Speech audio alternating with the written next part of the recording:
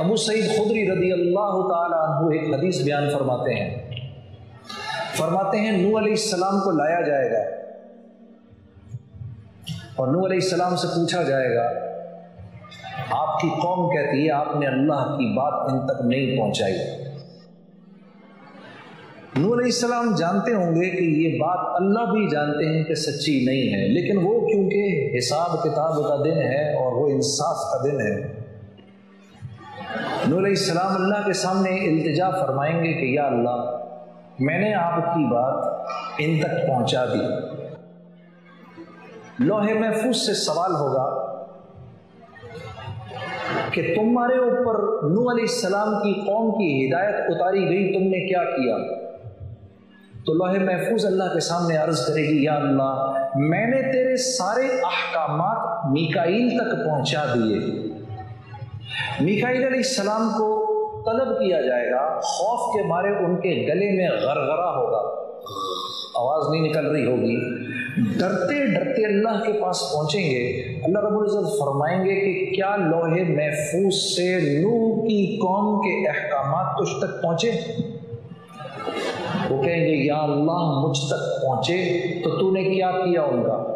اے اللہ میں نے ان کو بعینی ہی جبرائیل تک پہنچا دیا۔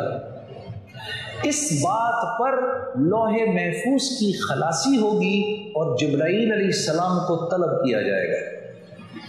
حدیث میں آتا ہے کہ جبرائیل علیہ السلام کے گلے میں غرغرہ ہوگا، آنکھیں ان کی پلٹ جائیں گی خوف کے مارے، وہ لرزتے اللہ کے سامنے پہنچیں گے۔ اللہ رب العزت فرمائیں گے کیا میکائیل نے میرے احکامات تجھ تک پہنچائے؟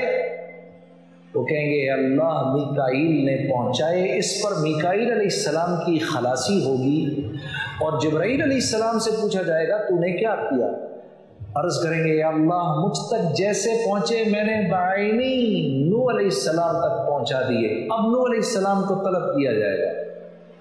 نوح علیہ السلام باوجود اس کے کہ اتنے جلیل القدر نبی ہیں، آپ گھٹنوں کے بل گر جائیں گے خوف سے۔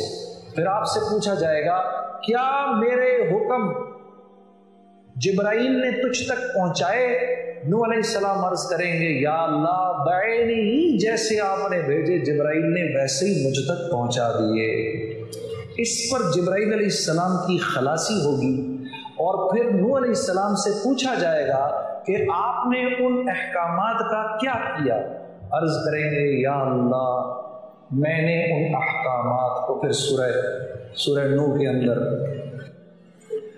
سارا بیان ہے، یا اللہ کبھی آہستہ کبھی اونچا، یا اللہ تیرے حکم پہنچانے کے لیے نہ میں نے دن دیکھی نہ رات دیکھی، یا اللہ ان تک جاتا تھا کانوں میں انگلیاں دے دیتے تھے، یا اللہ میں نے ان کو بتایا فَقُلْتُ اسْتَغْفِرُوا رَبَّكُمْ إِنَّهُ كَانَ غَفَّارًا، میں نے بولا ان کو يُرْسِلِ السَّمَاءَ عَلَيْكُمْ مِدْرَارًا وَيُمْدِدْكُمْ بِأَمْوَالٍ وَبَنِينَ وَيَجْعَلْ لَكُمْ جَنَّاتٍ وَيَجْعَلْ لَكُمْ أَنْهَارًا۔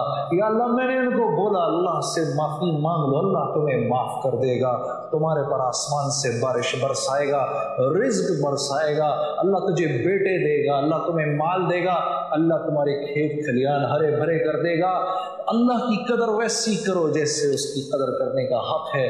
دیکھو اس نے زمین اور آسمان، چاند، سورج، ستارے کیسے بنائے، دیکھو اس نے نباتات کیسی اگائی، دیکھو اس نے دنیا میں چلنے کے راستے کیسے بنائے، اس کے نظام کو دیکھو، اللہ کو اللہ مان لو۔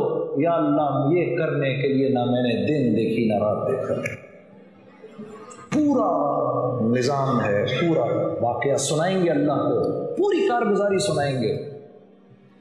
تو اللہ رب العزت ان کی قوم سے پوچھیں گے میرے نبی نے یہ باتیں تم تک پہنچائیں؟ وہ کہیں گے یا اللہ نہیں پہنچائیں۔ تو نوح علیہ السلام کو حکم ہوگا جاؤ اپنے گواہ لاؤ، جاؤ اپنے گواہ لاؤ۔ انتہائی پریشانی کی حالت میں سارے محشر کو دیکھیں گے، اللہ کی شان پھر ان کی نظر آپ پر پڑے گی اور کہیں گے اے اللہ مجھے میرے گواہ مل گئے۔ उम्मतुन वसता। कौन है आपके गवाह? या अल्लाह उम्मत मोहम्मद या मेरी गवाह है सल्लल्लाहु अलैहि वसल्लम। उनकी कौम चीखेगी, या अल्लाह ये हमारे बहुत बाद में आए हैं।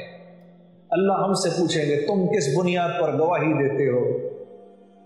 तो हम ऐसे कुरान उठाएंगे, कहेंगे या अल्लाह ये तेरा कलाम है और सच्चा है, इसकी बुनियाद पर हम गवाही देते हैं। तो नूह अलैहिस्सलाम की खलासी होगी।